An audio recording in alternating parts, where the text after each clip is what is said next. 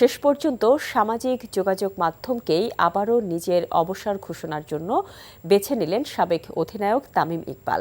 রাত 10:30টার দিকে নিজের অফিসিয়াল ফেসবুক পেজে জানিয়েছেন আন্তর্জাতিক ক্রিকেট থেকে অবসর নিয়েছেন তিনি। তাকে নিয়ে চ্যাম্পিয়ন্স ট্রফিতে খেলা না খেলা নিয়ে সম্প্রতি যে আলোচনা শুরু হয়েছিল সেটা শেষ হয়ে গেল তামিমের এই ঘোষণার মধ্য দিয়ে। এর আগে টি-20 বিশ্বকাপের আগে ওই ফরম্যাট থেকে বিদায় নেওয়ার ঘোষণা সামাজিক মাধ্যম থেকেই নিয়েছিলেন সাবেক এই অধিনায়ক। তিনি বলেছেন আন্তর্জাতিক ক্রিকেটে তার অধ্যায় শেষ।